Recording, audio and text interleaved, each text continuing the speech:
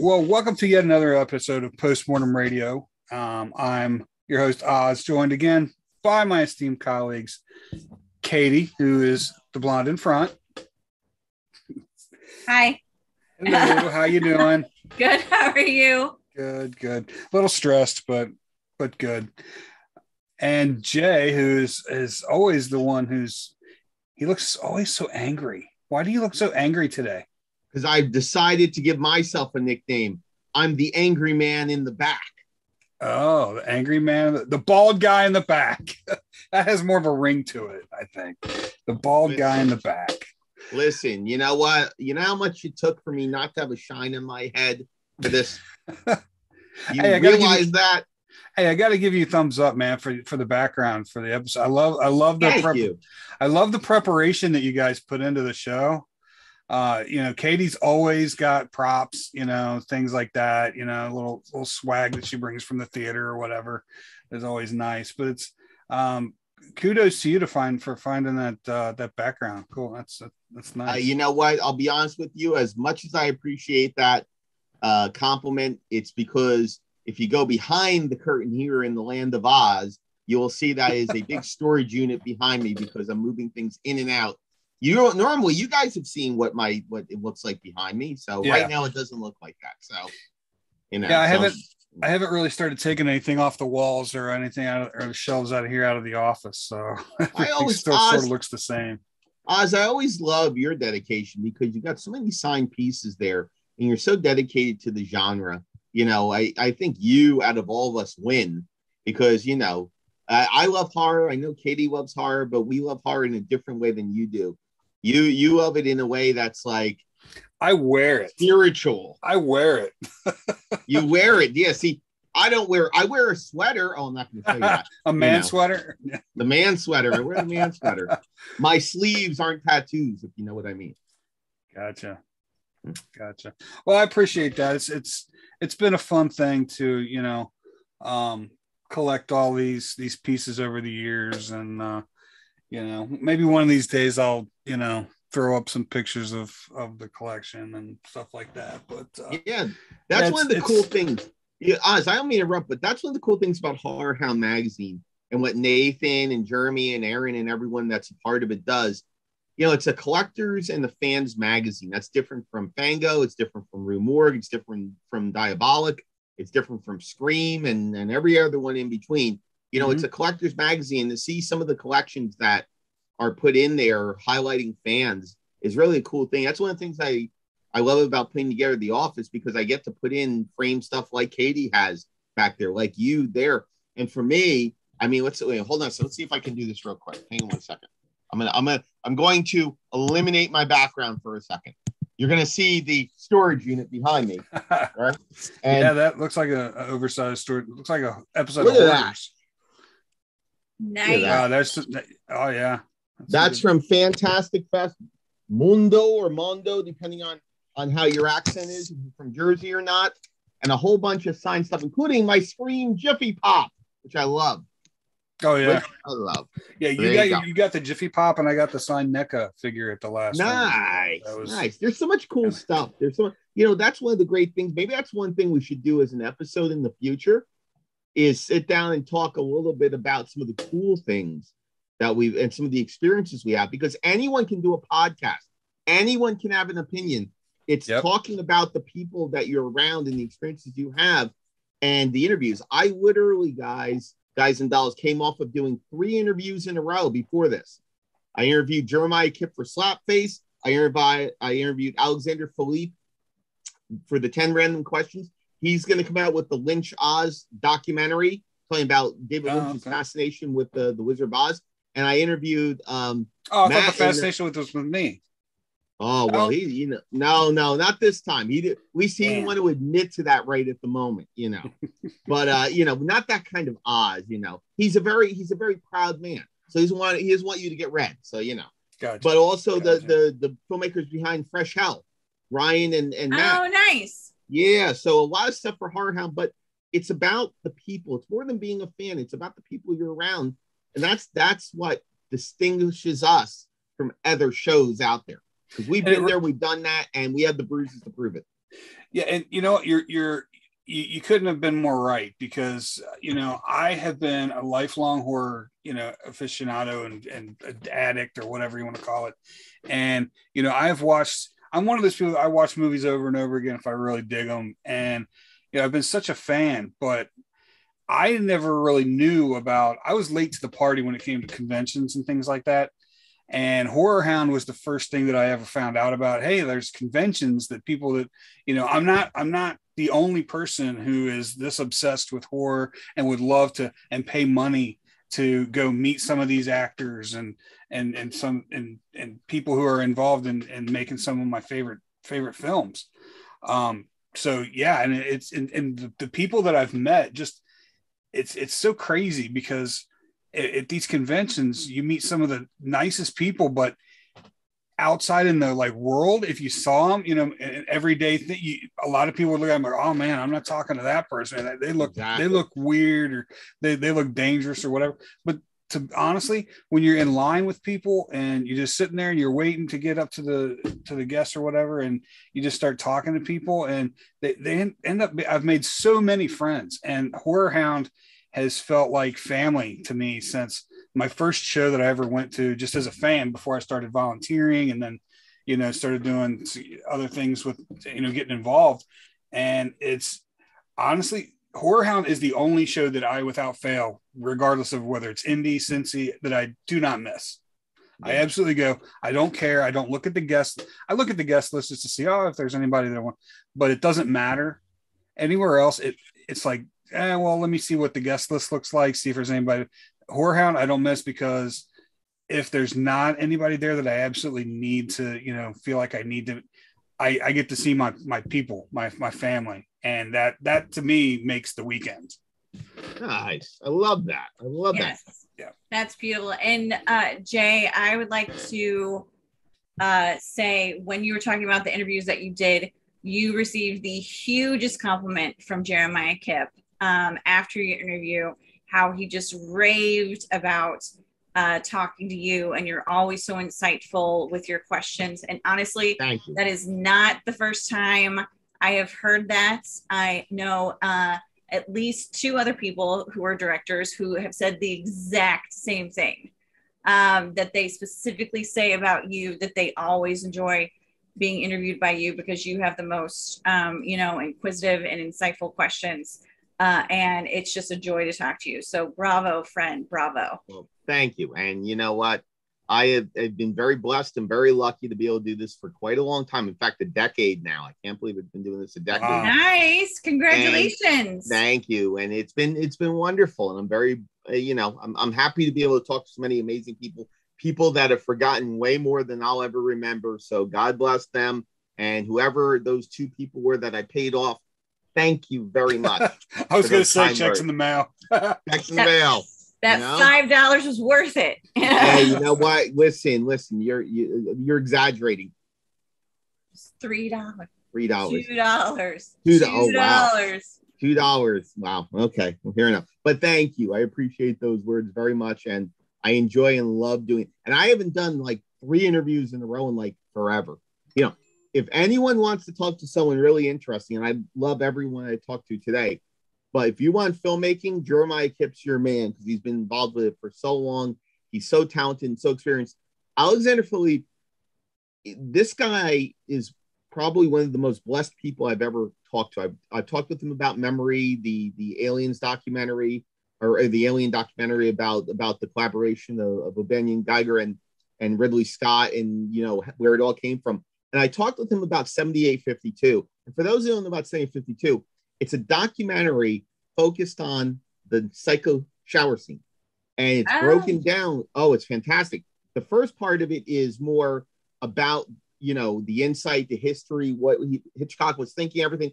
The second part, and it's kind of mixed in, is all these talents. And we're talking SpectraVision. We're talking Aaron Moorhead and Justin Benson. We're talking all these effects artists. We're talking, you know, veterans of the industry sitting there and basically being allowed to do commentary about the shower scene. It is phenomenal. It's a phenomenal documentary. And he's a phenomenal person to talk to, because he constantly lines up all these great subjects. And it was great to do 10 random questions because it's very unusual to get someone who's done documentaries, let alone horror documentaries, to do that. So I'm looking forward to it. I think it's issue 95. It'll be it'll be a lot of fun to read some of the answers. So it's very cool. Very cool. Very looking forward to reading those answers. Thank you very much. And you're one to talk there, Miss the Blonde, because you have taken everything that you do with class, with dignity, with respect, and great insight. And you have just done an amazing job growing, evolving, and being just an amazing force for filmmakers and advocate and everything else. And Oz, I love you, man. I love you. I love the fact, man. I love what you do for everyone out there. Yes. I love what you do for everyone out there. And Postmortem Radio has grown leaps and bounds, and its passion, its love, its dedication, and it's a fan's perspective that's not oversaturated, but just right. Yeah, I appreciate that. You know, we when we were just a radio, we were just audio and on the World Affiliate Network before it went on, we had good numbers, and several, I think we were up to like 17 different countries. We were able to crank out 50 episodes since I think it was 2017 or something like that. Right. And I still have all those episodes if on the drive. If I've debated on whether to release them on YouTube or not, because there's no video, it's all audio. It's good content. I don't know if anybody do SoundCloud. Yeah. SoundCloud's a great base for it. I could do that. Yeah. Yeah, do SoundCloud. That's what I do. I do the big annual plan. It's $135 once a year, and it gives me unlimited space, but you don't need that. You can put it up there and you can rotate episodes in and out, see what you can do. So okay. Good idea. Cool. Well, thank you for all the accolades, and thank you guys for taking time, because you guys are good at what you do, and I do value your opinions and respect them so much.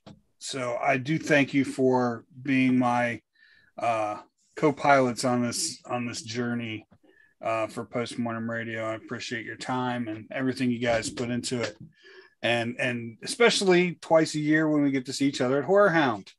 Yes. So we're gonna have to. I always bring the bourbon, so we're gonna have to recreate that. It's gonna have to be a tradition.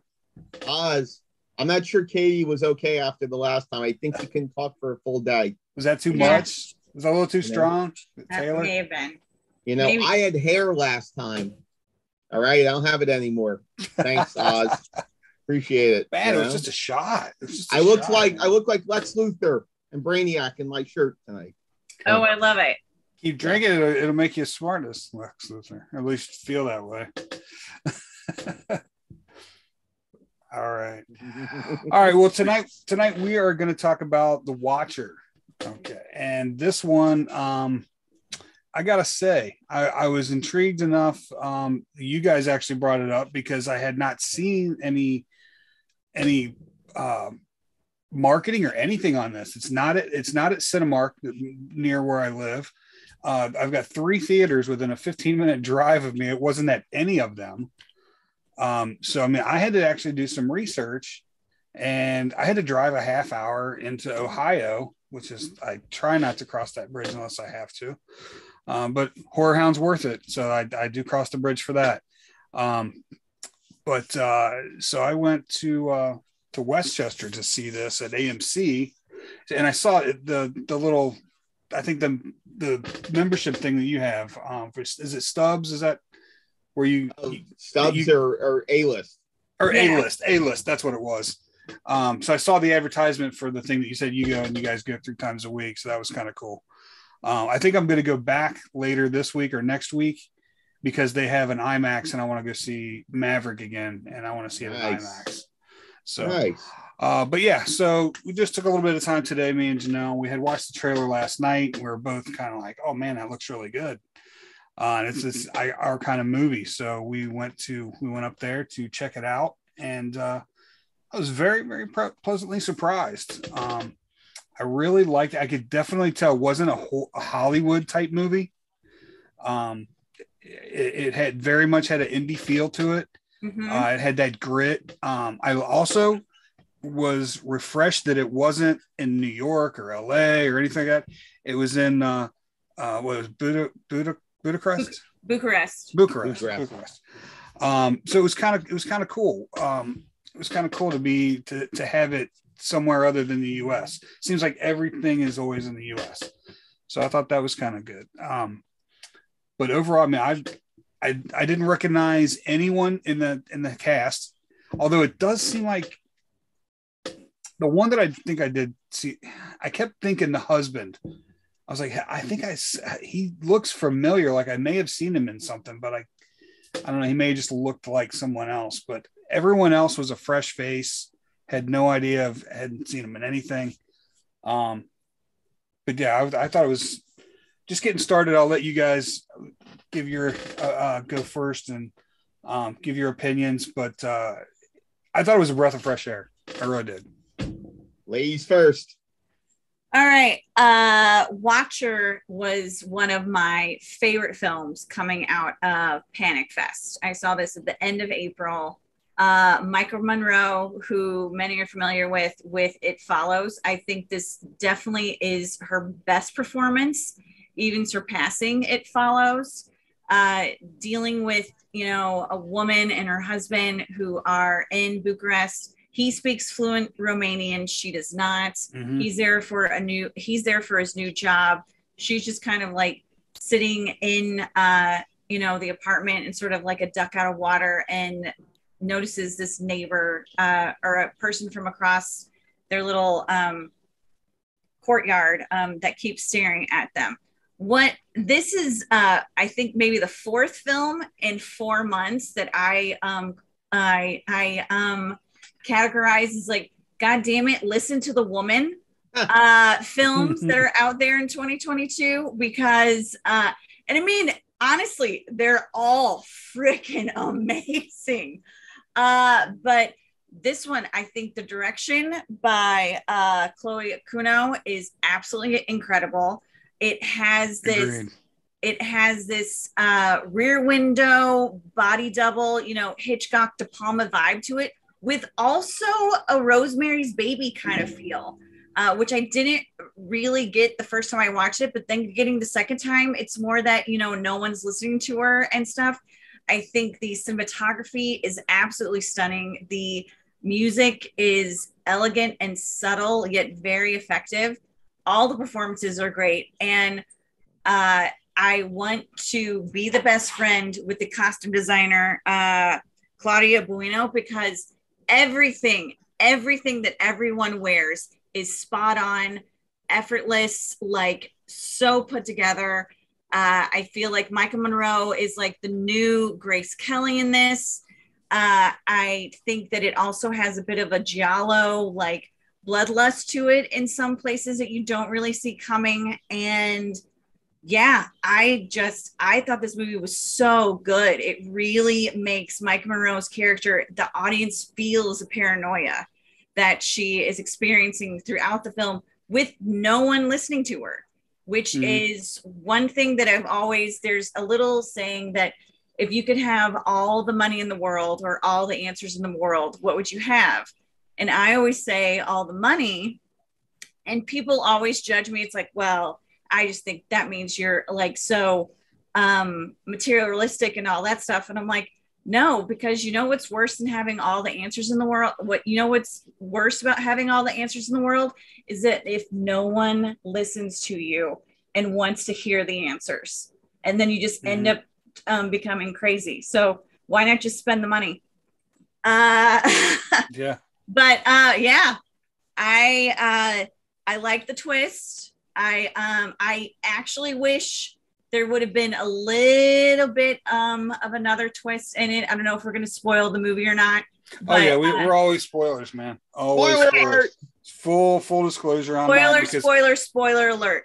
I almost wish that instead of what happened, that we do find out that the person who has been watching her is actually a serial killer that's in Bucharest and all that stuff. I wish that there would have been something where she's paranoid, she's making his life hell, she's doing all this stuff, and then you find out that he's blind. I thought that would have been a cool twist. I actually wrote that down in my notes, and it's like, oh no, it's not. Because I mean, that would have been. It's like, okay, calm down. Like you need to. Which again, maybe it's like, listen to women, calm down.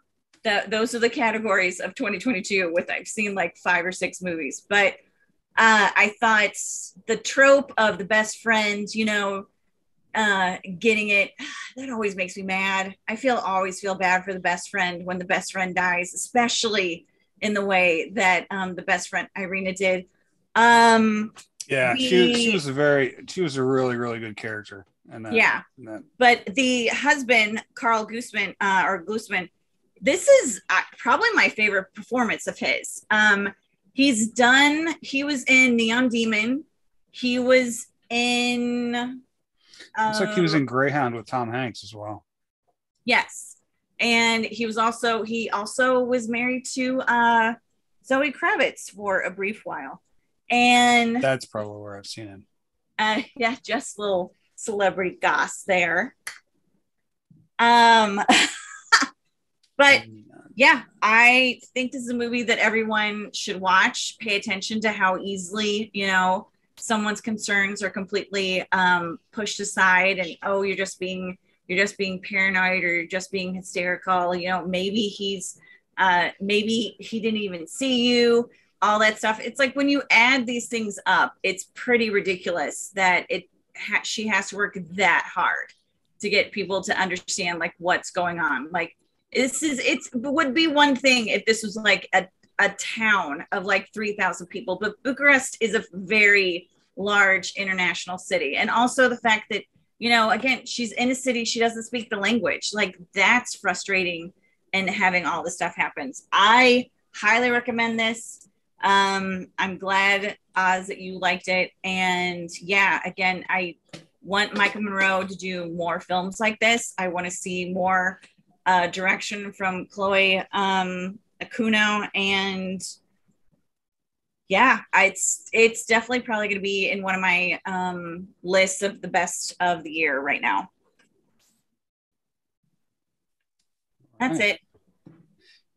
Yeah, the one thing I will say about you said about the wardrobe for the film, I would say everything except there were a couple of times where actually Janelle even reached over and was like, she's like dresses very frumpy, and I was like, well, yeah, I mean she was kind of, a couple of her outfits were kind of plain type, and then but I thought the one where she was really starting to come apart for her, and she was just like walking around in just like some sweats and t-shirt and stuff, and I was just like, yeah, but to me that just should like she's losing it, and she's that kind of fits. I mean, it wouldn't look right if she was wearing something snazzy or whatever when she's basically losing her mind.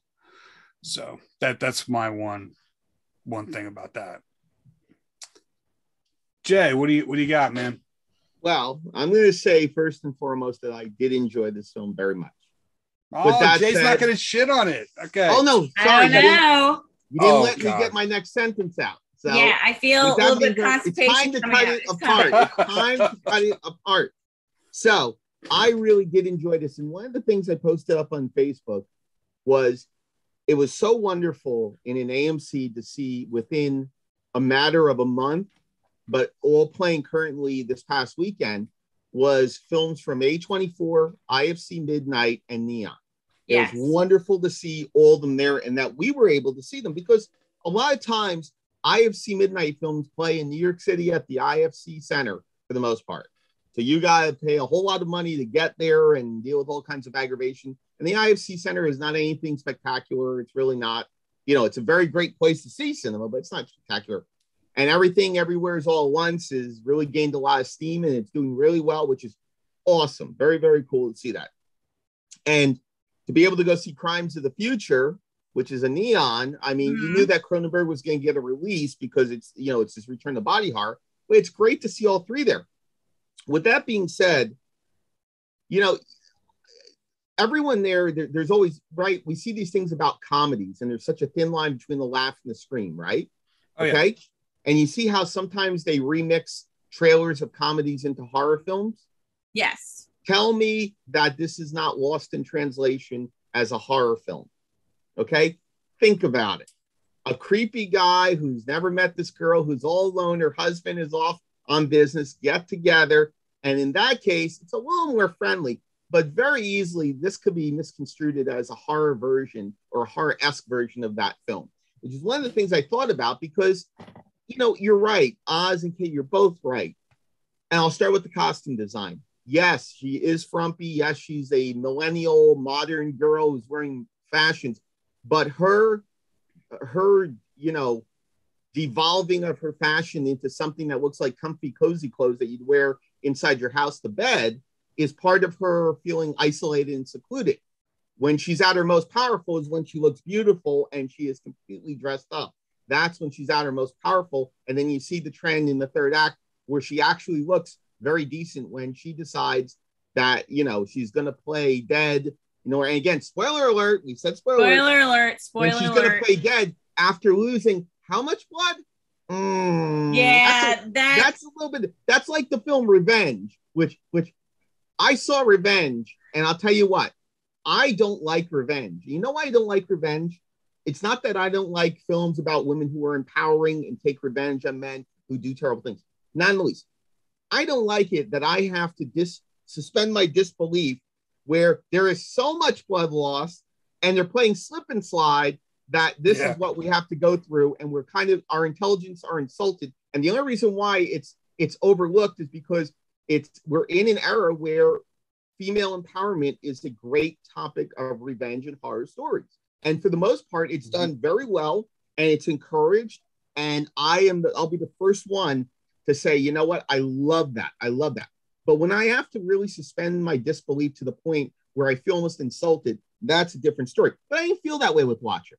I do think she lost way too much blood to be able to survive, but it falls into the revenge trope, which you heard it here first, the revenge trope where she should be dead and she is dead. Okay. And that's one of the many plot holes this film has. It's beautifully shot. What's his name? What was it? Burn Gorman? Yeah, his name. Burn Gorman. Yeah. Who plays the Watcher and the character Weber? We find out later on. He is phenomenal in his role. He's sympathetic to a certain degree, and he's also incredibly sinister and eerie. And he pulls it off with 1 minute you feel sorry for, the next minute he is a force on screen. And I think what he does with this quiet madness is absolutely incredible. And he's, out of all of it, that's probably my favorite part of it. But it comes to mind with films like Number 37, which came out in 2018. It's a South African film that is very reminiscent of Rear Window. Rear Window, for everyone's seen Rear Window. Well, Number 37 focuses on a gangster who becomes paralyzed, and his girlfriend has to take care of him in this upstairs apartment, and he's looking down on the grounds of everything that's going on. And just like Rear Window, he gets too involved and sees something he shouldn't. It's a phenomenal. I want to say it's a remake because it's not. It's like a modern re-envisioning of what Rear Window is, without the great jazz soundtrack. But it does have a great score to it, so it's definitely worth checking out. But the point being is, Watcher falls in that kind of vein, and I agree with you, Katie. Rosemary's Baby is a great comparison. I didn't even think about that. I know, right? Yeah, it's very much. I mean, the mood, the tension, the visual aspect of it, not believing her when you know something's wrong. But I'm going to be honest, unlike Rosemary's Baby, and again, they play that out where you kind of know what's happening and you kind of believe her even though no one else is around, because they're setting her up for the devil raping her and having a child that has horns on it. With Watcher, I felt it was very predictable. There was nothing, and there was a couple great jump scares, mind you. I mean, Val Lewton would be proud of Janelle jumped like 3 or 4 times. It's very, very predictable. And it's something that when I look at it, I'm glad I saw it in the theaters. I'm glad that I saw the scope of it, because it's well worth seeing it on the big screen. And a lot of IFC Midnight films, in fact, most IFC Midnight films are worth seeing on the big screen, because they've been one of the most stellar distribution labels you're going to find out there. A lot of people are in love with Shudder, and that's great. And I think Shudder is great also. But if you haven't been watching some of the stuff from IFC over the last 5-10 years, at the very least, you're missing out on incredible library showing the fluidity of what the genre really is. But I'm going to tell you, I really enjoyed it. I'm starting to think that Miss Monroe needs to get a new agent, because it seems the only starring roles that she gets any real credit for are sinister entities chasing after her for whatever reason. It Follows, am I correct? True. Right? Sinister Watcher, and you know what happens? She gets engaged with them before they have anything to do with her. So think about that, Miss Monroe, when you sign a new agent and start looking for other auditions. And the only other thing I will say about this, when we're looking at this, I love the fact that this character here, I love the fact that she doesn't have a backstory. Yeah. I love the fact that it's very ambiguous on why, because I think if you introduce the fact that they left and she had a sordid past, or she had issues with her family, or she was this, I think it ruins the vulnerability that she has and the fact that the isolation that forms around her. So I want to give her credit for that. But I will say this, it's a film that definitely, if you don't watch as much as the three of us does, it'll get you. It's a nice gateway film into what horror should be. And The director, Chloe, how do you say Chloe's last name? I thought it's Akuno. I think it's Akuno as well. And she just recently had a segment in VHS 94. She did Storm Drain, which is a really wild segment about this underground rat colony, pastor, congregation thing. It's really bizarre shit for VHS 94. But it's a really incredible film from her, and a very powerful entry for another very talented director, filmmaker within the dark veins of horror. So there you go. Yeah. I'm done. I'm out. No, I believe this is her. Done. Drop the mic. I believe this is her directorial debut, and then she also wrote the screenplay for The Screen, but then the screenplay was written by Zach Ford. I'm not sure how that works. I think she rewrote the screenplay or revised what he had originally depicted, and maybe that could have been about Bucharest, with the location, because I guarantee they're out there primarily not for the story, but probably for all the tax incentives and and all the investments, all the investors that are probably out there to make this happen. So. Yeah. But I mean, I like what Oz said. I like the fact, I do really love the fact that it was in a foreign country, because it again, brings on that isolation. And like you said, it is extremely predictable. That's why I wish that he had been blind and they would have had some twist in it, or when he's in the bedroom and at the end and he's like killing Julia and he looks out and there's a little girl looking in at him. It's like the whole thing, like, is the little girl going to be his next victim? Was she blind? But then I'm wondering, you also have that Black Mirror twist to it that they did before with that Andrea Riseborough episode. Spoiler for that. So we're just spoiling that too. And spoiling sons of bitches. And while you didn't like the bloodletting at the end of Revenge, the thing that really there's just the fact that when you can't cauterize a wound from the front and the back at the same time. That's not how but she's the phoenix. She's rising from the ashes. That's not how it works. Oh, you have to take that and cauterize it here, and then also cauterize it here. And I mean, there's a lot of stuff over it. That's a whole other thing. But that one was way over. That was Katie, if she had laid on the floor in Watcher and had the same amount of blood that she was holding, it was spurting out a little bit, I would have been okay with it, because then I would say, oh, she's playing dead. Okay, she's dying. It was really convincing. But then to see the puddle of blood, and for her to do that, that's where it's. And you know what? I will say this. There is some really great practical effects in this. I'm really happy. But Katie, one of the things, I don't agree with you about him being blind. I think the boyfriend, she should have walked into that apartment and the boyfriend should have been standing there with the knife in his chest and her with the head. And then he pops out. So the first thing you think of, it's the boyfriend. Oh God. And all of a sudden, even though you know it's not, it's that first reaction of seeing, oh, it's the boyfriend. We knew it the whole time. That bastard. And all of a sudden you see Weber walk out and it's him because he pulls the knife out and goes after her. That I would have loved. That I would have loved. Now, I'll tell you what I was expecting.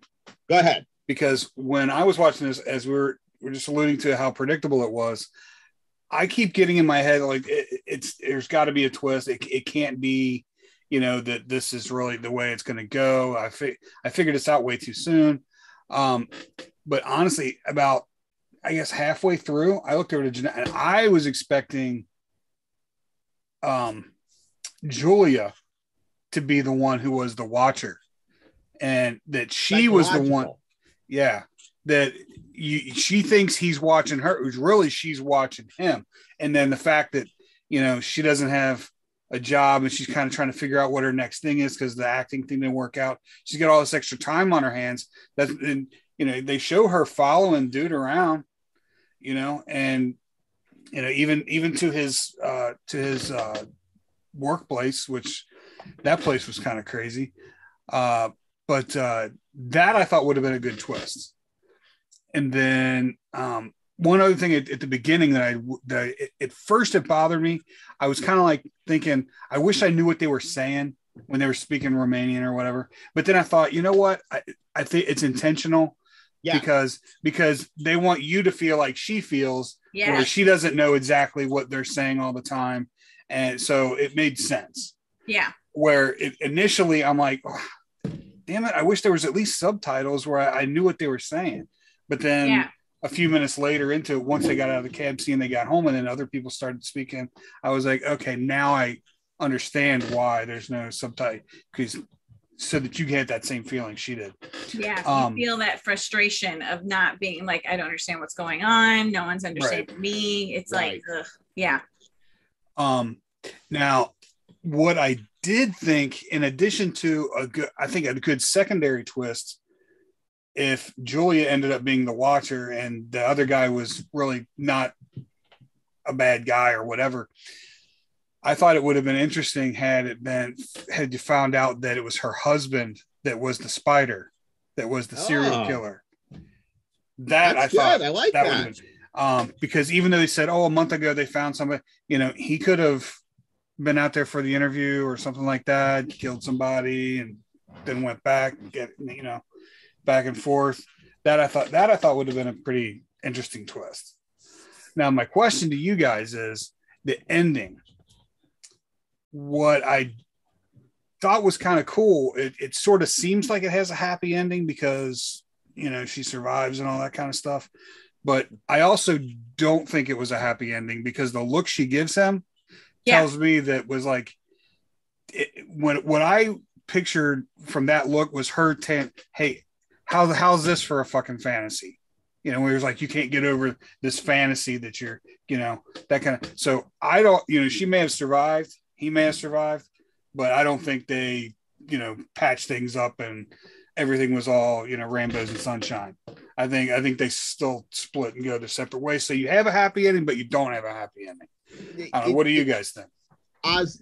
Katie, do you mind if I go first? You go first. So I think that's one of the weaknesses of this film.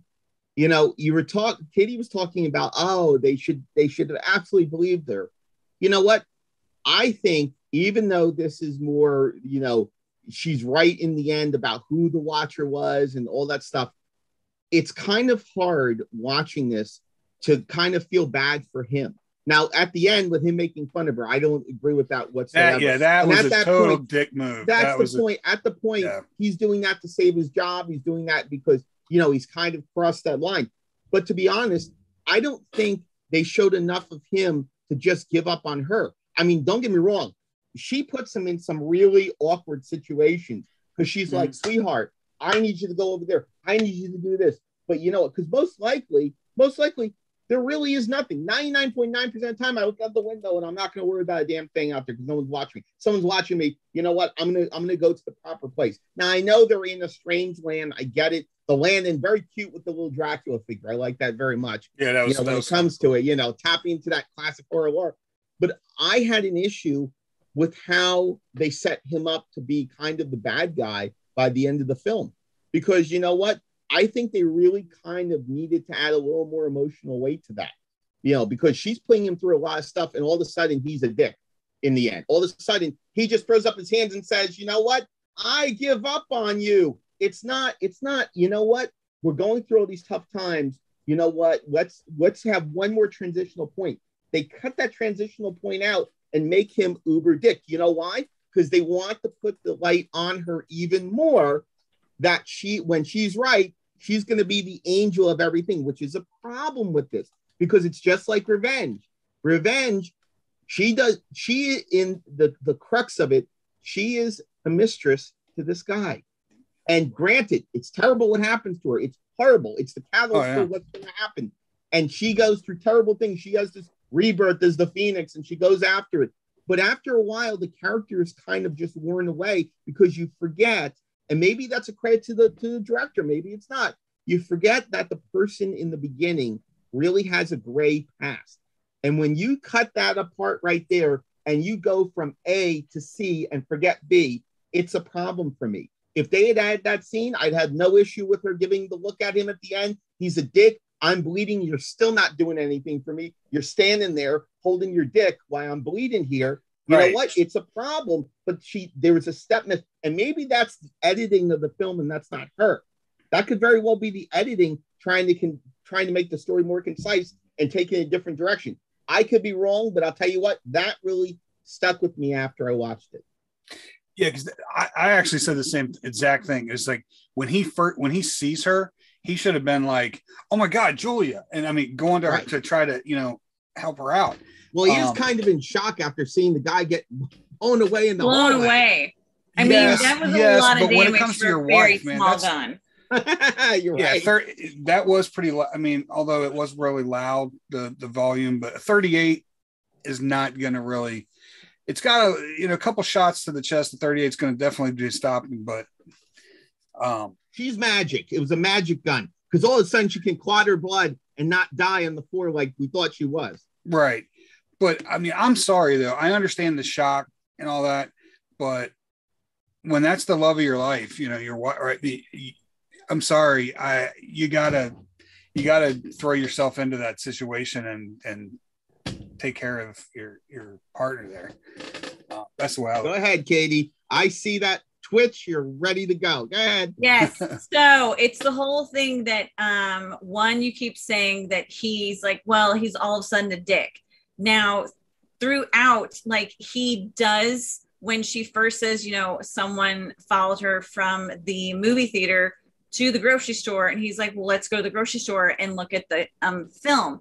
So it's like you see those different viewpoints of him. Like it's like looks, and she even points out, like, look, there he is. He's staring at me, and then he's the one who verbally says, like, or he's staring at someone staring at him. I mean, that doesn't mean. So he keeps bringing on these excuses. So then at the end, after, and the thing is, it's like, again, the isolation, the foreign country, the not knowing the language, everyone talking about, like, you have to have an interpreter through everything, and you just can't trust, like, okay, what are you saying? Like, what are you saying that I'm saying? Mm-hmm. But then when they're at the dinner party and he's like making fun of her and she catches him, it's like, go fuck yourself. Like, this is something that's happened to me. It's like, I find I'm taking this very seriously. It's like you keep, nitpicking all the stuff. I understand this is your job, but it's like, I'm supposed to be your wife. And now I know the whole thing that when, the fact that he hears her phone next door, I felt like he should have been like going a little bit faster. That was one thing. It's like, that was one of the slowest. That was like a perk walk that he was taking to that next door neighbor. It's like, bitch, why are you taking so long? Like, come on, like that. You can hustle a little bit more. And then when the door is open and he sees, the guy, because he's seen that guy's picture. He's seen, I think they were at the police station. He knows who he is. Basically, he knows who he is. Well, he went over to his apartment too, with the cop earlier in the film. So, and it's the fact that he doesn't immediately go like, "What the hell is going?" Like the fact he that does. He does, but it's that But I mean, I understand what you guys are saying with the whole, like, you know, when someone, and then, the watcher gets blown away and then he sees his wife and he's in shock. One thing that I always love about when people talk about films, that when they're like, I don't understand why someone didn't do this and someone didn't do this. It's like, because it's, I mean, hindsight's 2020. It's like when you're actually in the moment, like that's why we're different than people in movies, because the killer just automatically kills people. Regular humans don't do that. Like it's like, it wouldn't be like, yeah, I just would have taken off their head and done this stuff. But I mean, I felt like he was like every scene, almost every scene that he was in, it just kept gnawing away at her. So I didn't think he was like all of a sudden a dick. I felt like there was like definitely he was a growing dick. He was a growing. It was a gradual. Act, okay? Yeah, he was a growing boy dick. Yes. Yes. Now, but Katie, one thing I will say about this, and again, this goes to the trend of movies, especially over the last 5 years. You're going into this, you know that she's going to be the protagonist, and you know that she's going to be proven right by the end of the film. You know that going into this.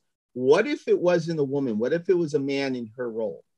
What if it was the man constantly saying, he's looking at me right now. He's looking at me. Can you go over there and try? I guarantee you that most people, I'm not ever going to say, most people would say, you know what? He's a coward.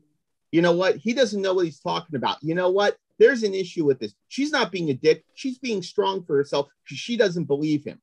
This is very much a perspective of what it is. And I have no issue with the fact of how they handled him, except for the fact I think they needed one beat in between to kind of get him to where he is at the end of the film. But I will say this. If you go back now and watch it again and take out the aspect of any personal bias you might have, all of us, we take out personal relationship bias, we take out any of that stuff, and we look at it objectively. Is he wrong? Because if you look at the video angle that they're looking at, all we see is him looking at the door and her saying, I'm behind that door. I'm at that door. How do we know that? Because if we didn't see him stepping on the glass and hear it when he walks over there carelessly, if he just walked up to the door and looked at the door, would we have the same perspective? And that's what's great about this film. This film gives you every piece that you need to make a judgment, whether you're for or against. It doesn't leave much room for you to say, oh, it could have been that. This is a film where the filmmaker, and this is a debut feature film. This is one of the few things that you look for in a debut feature, is saying that the filmmaker, obviously this is a passion for her. This is a film, this is the one that she chose. And she wants to make sure that she looks the best she can as a filmmaker. Yeah. Why is it rewritten? Maybe it's rewritten because she didn't like the way that Zach Ward, or whatever his name was, wrote it.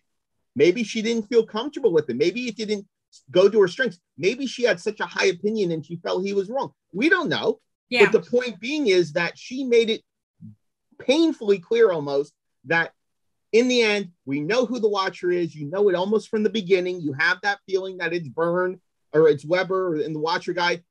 You also have the fact that she's going to be the protagonist and somehow she's going to be proven right and everyone else is going to be a dick and they're wrong. Well, here's another thing we have to remember about this. And this goes to reality. Reality is that the federal government, the police department, name whatever branch you want to, just be careful because I'm sure they're monitoring what we're saying now. But the fact is that there are so many threats called in every single day. They can't investigate every single threat. So you know why terrible things happen sometimes? Because we can't go to every single one and investigate it. So these things fall through the cracks, which is unthinkable and should never happen. But the fact of the matter is it does.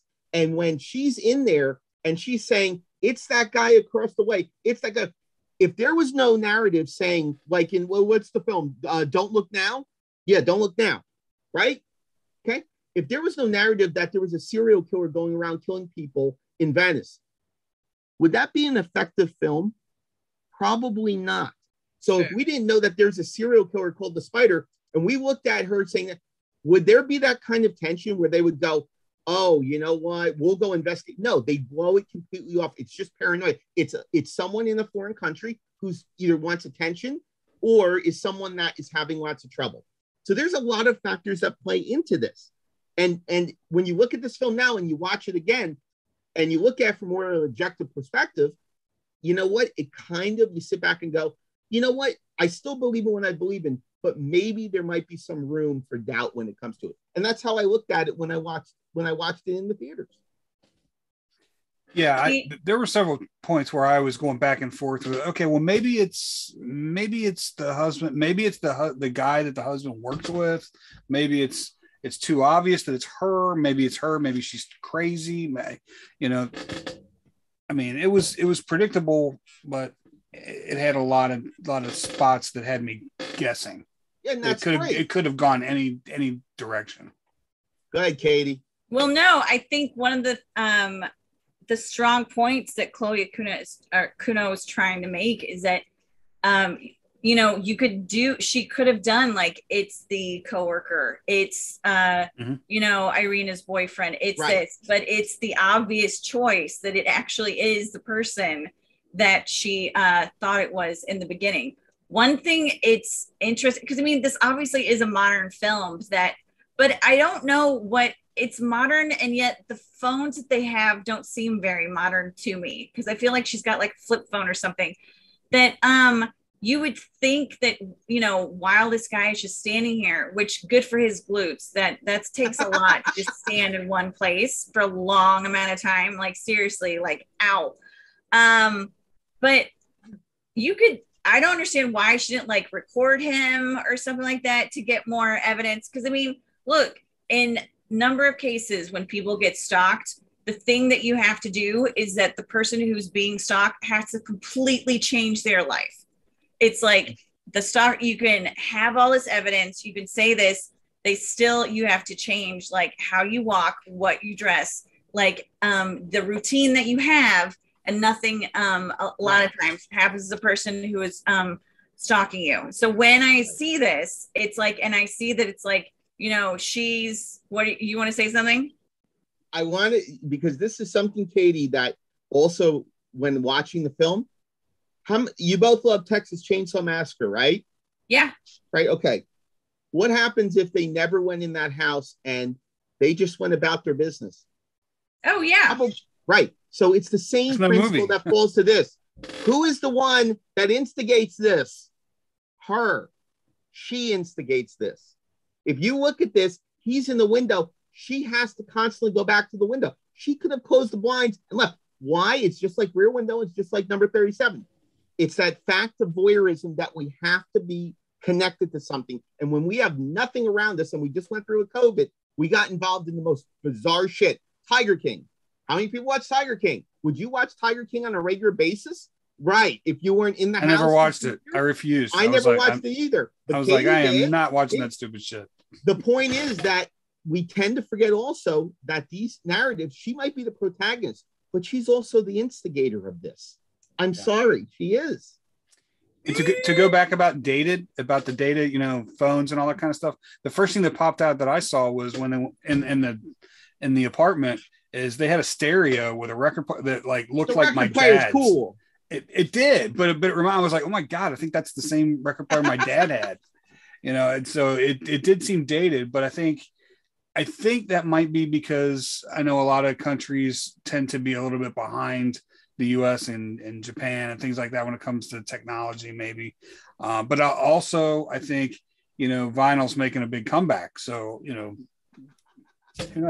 yes, coming late. I actually have 12 vinyl records. I do not have a record player, but I do have 12 vinyl records. Let's see if I can show you right now. Hold on. Yeah, I remember buying the Thriller album. You know, that was the first one when I was a kid. So. All right, here we go. Oh, look at that vinyl. How pretty is that? That's sweet. So pretty. Stuff you got. Go ahead. I have to disagree that she instigated it though, because yes, she saw him looking out the window. One, when they got there, the place didn't have shades, which I thought was very weird. Like you are renting an apartment that doesn't have shades, and then they got shades. But then when she went to see Charade, goes along with the film, he sits right behind her, and then she leaves early. So then all of a sudden he leaves early, and they're both in the grocery store. So it just becomes that thing. Yeah.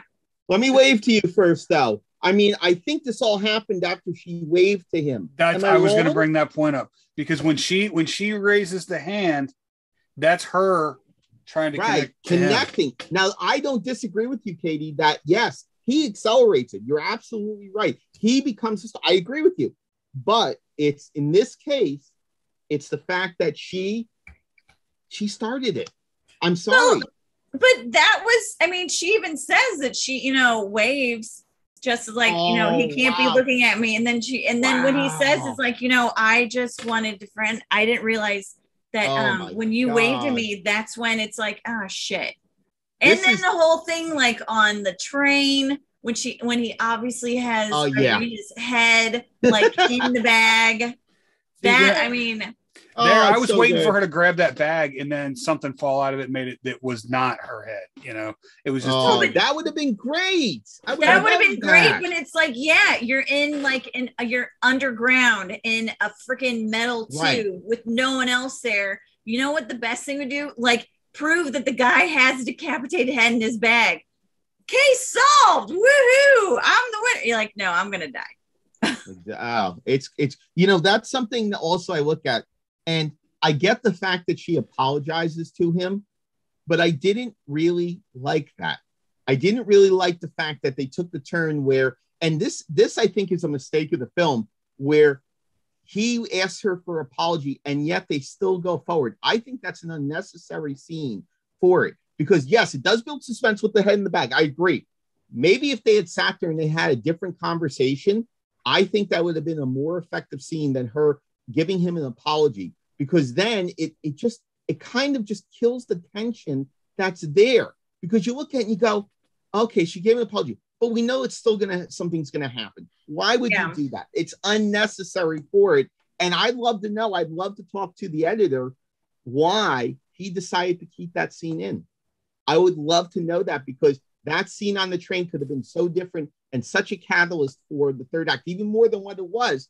It could have been more of a catalyst, at least in my opinion. Agreed. Just go. That's it. I'm done. That's it. I'm done. I'm done. I'm done. That's all I gotta say. Anyway. Okay, we're out. See you next time. No, I think this is definitely. I'm so thankful that I got to see this in the theater.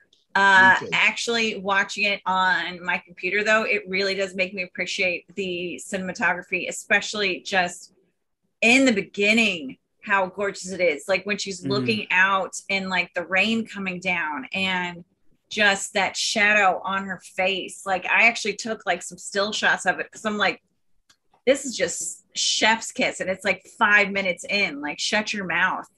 Right. But yeah, I think it's definitely I think it's my favorite performance from Micah Monroe. I know people say, oh, what about It Follows also, but I think honestly, this is a stronger performance from her. I think this plays more to her strengths as an actress. I really do, because we've seen the body work. But one thing I want to say, and this, Kate, this goes to what you just brought up. The cinematographer, this thing will stop there, Benjamin Kirk Nielsen, is a cinematographer. And one of the things I noticed about this, and Chloe has not like made a lot of stuff over the last decade. Yeah. Last one was Slut, which was 2014. I remember seeing that when I first started out. That was well. He was the DP on that. So obviously she is been able to keep a lot of the people over the years working on different projects. But I got to agree with you. I think what they do, and I mean, you can see the thing behind me, the banner art or cover or whatever we call it from the movie in there.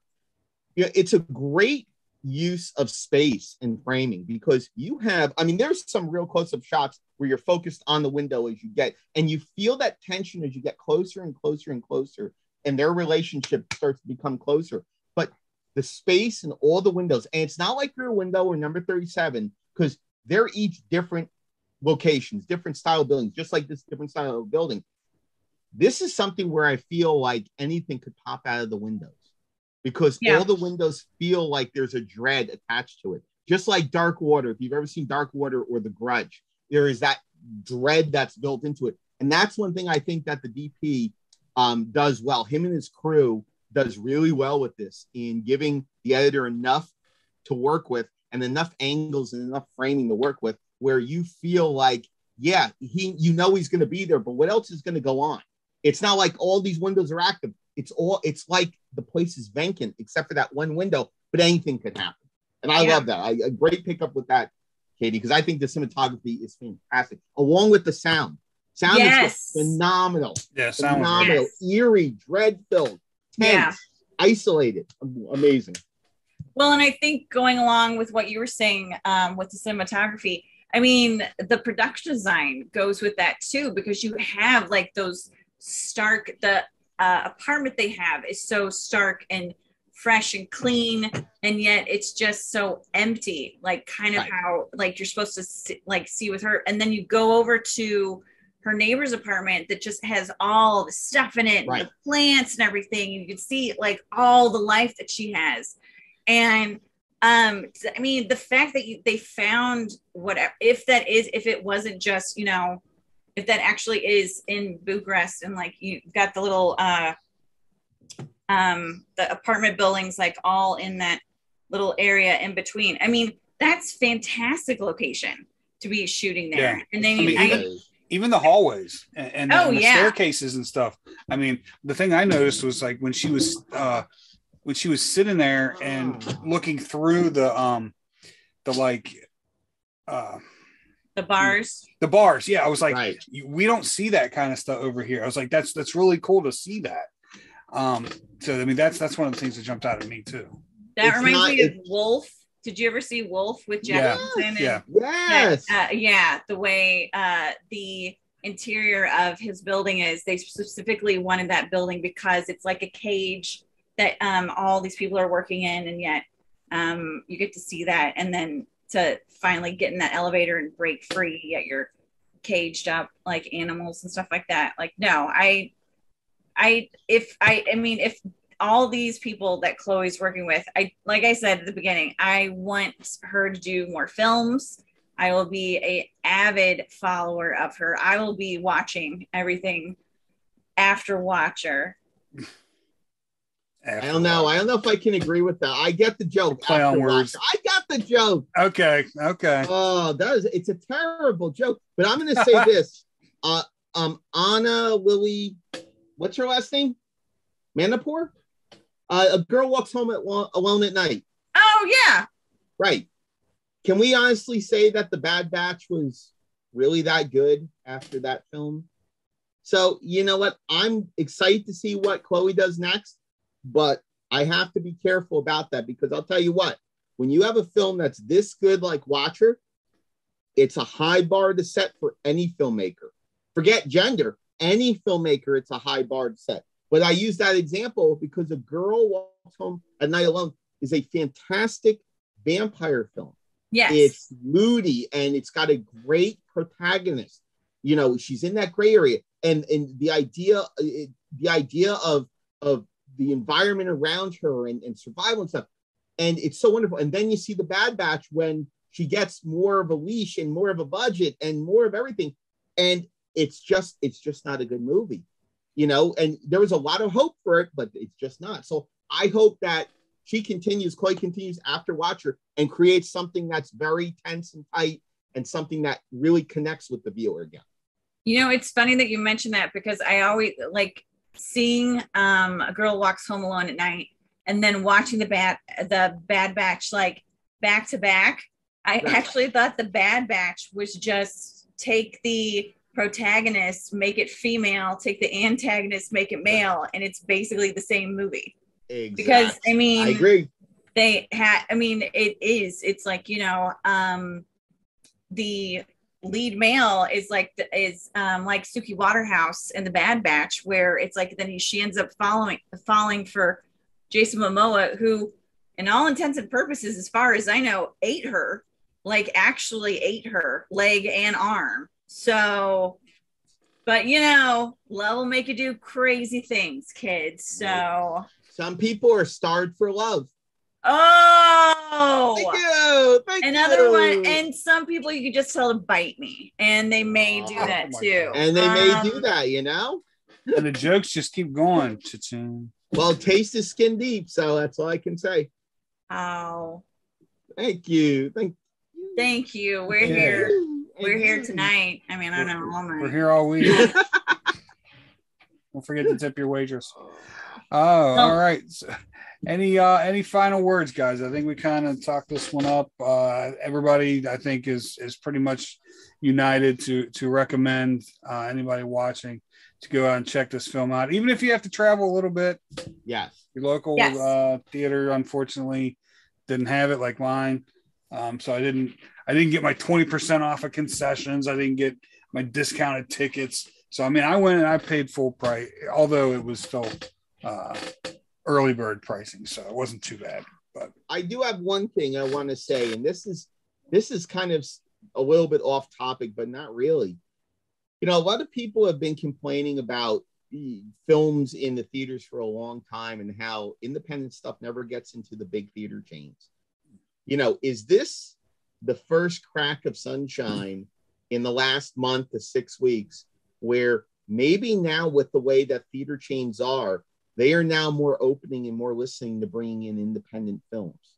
Because again, going back to what I said before, A24, Neon, and IFC Midnight. Neon and A24, you'll see some of their films, but very rarely will you see an IFC Midnight film in the theaters. In AMC, now maybe they have an exclusive deal. That's what it could be. I mean, Shudder is a part of AMC. I don't know if IFC has any connection to AMC.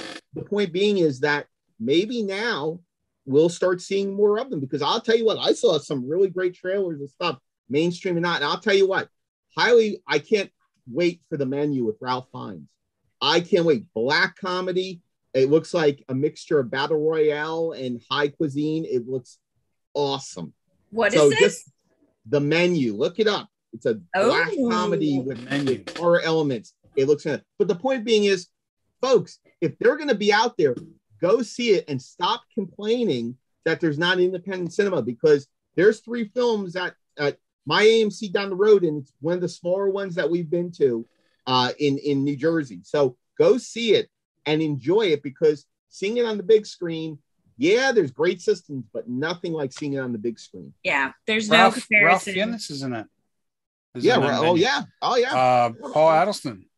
Yes, there's a lot of great names that, you know, Anna Taylor-Joy.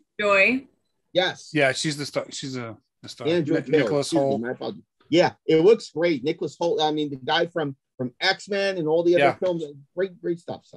So I enjoyed it. I thought it was well worth seeing the watcher. Here's the thing. I love the fact that you brought up the independent, especially IFC, Neon, A24, all of these studios that, you know, I kind of put Focus Features sort of in that. I don't think Focus Features is definitely like bigger. I think, and I'm going to say this because it's been so successful, but I think that maybe a little bit of the influence on that is Everything Everywhere All at Once, and how well it's doing in the theater, the buzz it's already getting, you know, at the beginning of the year for Oscars and all these awards. And I mean, you know, I love the fact that Crimes of the Future has a theatrical release, that Men has a theatrical release, that this has a theatrical release. I'm thinking, if you guys have a chance, watch Resurrection. That should be coming. Great. We'll talk about that when you're able to see that. That's one of those five. That's one of those 5 that goes into that category that I was talking about earlier. Resurrection. Rebecca Hall, powerhouse. Yeah, and that it should be coming out, I believe, to theaters in August. Read the interview in issue 95 of Horror Hound. Who said that? Hey, we always push that. For Rebecca? Resurrection. Oh, really? Yes, really. Issue 95. That movie messed me up. But yes, I agree. Yeah, that's one that you want to talk about awards. When the awards are being given out and people are talking about Oscar buzz and stuff like that. I got to tell you something, Katie. You just made me think of something comparing Resurrection to Watcher. That shows the level, and I'm not taking anything away from either actress because they're both very talented for what they do. But that's the difference between an actress and an actress. Rebecca Hall embodies that character in Resurrection. How do you say Miss Monroe's first name? Micah Monroe. She's good, but again, all I can think about seeing her there is It Follows. She doesn't distinguish herself. She's playing a version of the character that she's played before. And maybe that's what she's supposed to do. Maybe the director said, this is what I want from you. But I'll tell you what, talking with the director, Andrew Siemens, who was for Resurrection, she came in, she championed for that character. She made that character her own. And Rebecca Hall is an incredible talent already, but she was phenomenal in it. And that's the difference. Maybe if it's a different actress in Watcher, it's a different result. Maybe. See, and that's the thing. I think I would never compare. It's weird that because I mean, when you're saying that, Rebecca Hall is on such, like, she's on like almost a different planet of acting in Resurrection than what, I mean, Micah did a great job. I think she did an amazing job in Watcher. I think, again, as I said, my favorite performance of hers. However, I would never in my life put that in the same category as Rebecca Hall in Resurrection. But you did, though. You did. Well, in the subject matter. You put up films that have women who are right in the end. That's what I based it off of. Oh no, I'm saying films with the listen to the woman and calm down. Right. Yeah, right. That's what made me think about it when you said that. About Resurrection, because you're right. It is the same subgenre of film, some subgenre of horror. Can we go with that now? Kind of, because I mean, Resurrection. It's like Resurrection has so much more to do with like gaslighting and I agree. Like total mind manipulation, while Watcher I feel like has more to do with like paranoia and saying how you feel and no one listening to you. I don't know. I think it's different variants of a subject with the, listen to the woman, sort of like, how people do the meme that if someone had just listened to the woman with the cat, all these people would have survived, except for John. The butterfly effect. By the way, variants. Will we see Doctor Strange episode next week? You're saying? Sure. Variants. We can do a Doctor Strange. Katie had a Freudian slip. Variants. Yes. Let's go through the multiverse for 30 seconds. I can't wait to talk about Doctor Strange and my theory about it. Yeah. Theory about I'll throw paint to myself. Come on. Really? The paint world, whatever. It's stupid. Hey, one quick thing before we go. You were bringing up the menu and you kind of got me interested. So I'm looking at it and there's a couple of cast members that kind of jump out at me. Judith Light from Who's the Boss, right, is in it, and John Leguizamo. Yes, he is. He's in it also. So Judith Light was so good in Tick Tick Boom. She had a small role as the agent. She was so good. It's such a powerful scene with her and Andrew Garfield when she basically breaks him and finally makes him realize the truth about what happened. Breaks his heart. Like, so what do I do? Powerful. It's like you write another one, and then you write another one, and you write another, because this is what you do. Welcome to show business. Yeah, welcome to show business. All right. Well. Yeah. Final thoughts. Watch Watcher. Yeah, I agree. Yeah, watch it a couple of times. And do me a favor, don't wave at people in windows, please. Yeah. Don't. Just flip them off like Francis did. Yeah, that's true. He did do that. That's true. He did. Maybe that's what set the dude off. No, it wasn't the wave. Stop. It was him. Hey, there you go. There you go, Oz. Yeah. He's all like, I knew it was the man's fault. I knew it was. Whatever. It's always our fault. You haven't learned that by now? I've learned it too much, unfortunately. Okay. I was gonna say. Carterize just one side. It's okay, boys. All right. Well said. Yeah. Well, you guys take care of each other, and everybody be safe out there. And we will be back. I guess next week we're gonna do a Doctor Strange episode. I don't know, maybe something else. If maybe something about dinosaurs. Oh, please stop. I'm seeing that tomorrow. You know, I got to tell you something. I was in Sitges the last year, 2019, for the pandemic. Sam Neill was right there, and they asked him flat out, so what was it like interacting with dinosaurs? He looked at the girl who asked it, and he kind of just shrugged and went, I was talking to nobody. So what was I supposed to do? To me, he'll always be Damien to me. Yes, I see. That's more of a film to talk about.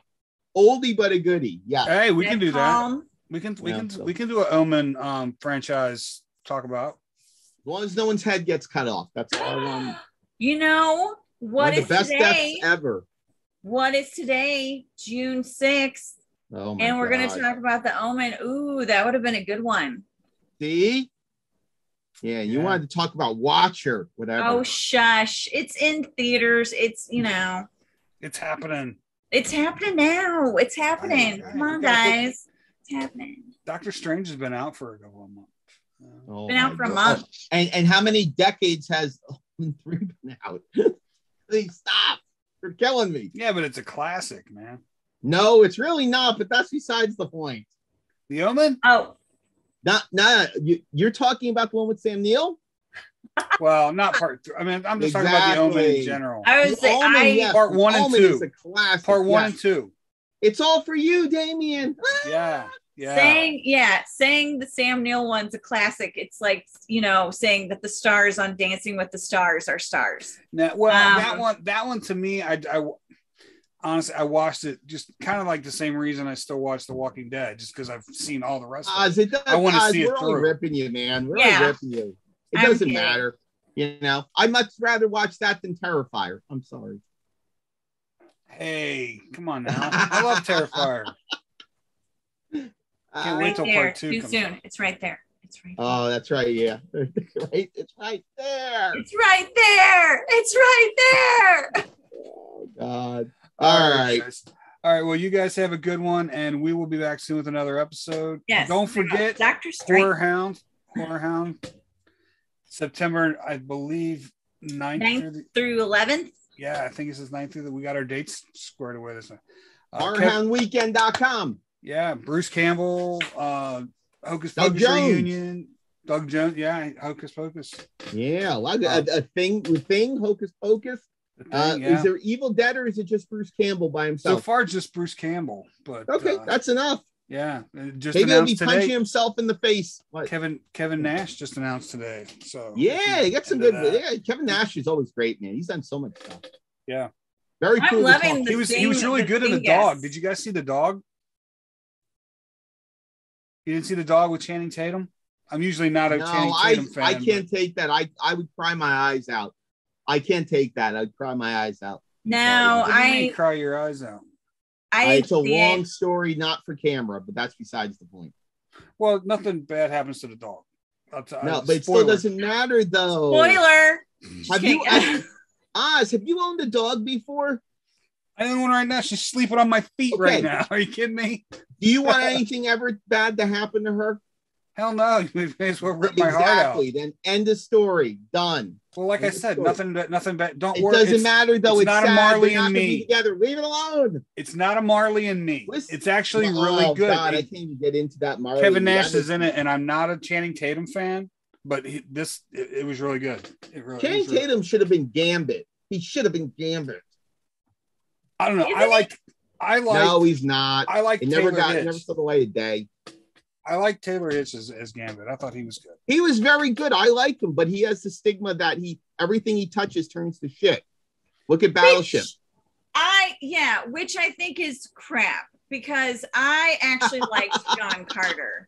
Well done. I did. Oh. I'm the one person who liked John Carter. I think it didn't deserve to be as crappy as they said it was. But yeah, I mean, You get was that like 4.5 hours long? No, it's not that long. But I mean, you get just 3 like films that you star in, and no one knows who the hell you are, and all 3 of them like freaking tank. Then it's like, yeah, you're gonna be tainted a little bit. Exactly. But well, he was good in Lone Survivor too. I mean, he was good in that. Well, and he was one of the only things I liked in True Detective season 2. Yeah, well, and you know what? Another one that I liked him in was American Assassin. He was good in that, and he was the bad guy. No. You know what? I like to sleep. I'm gonna go sleep now. All right, we can talk. I can talk about movies all day long. I speak movie quotes. You know. Oh, I love it. All right. Well, we will catch you on the next episode. Take care. Bye. Where's my recording button?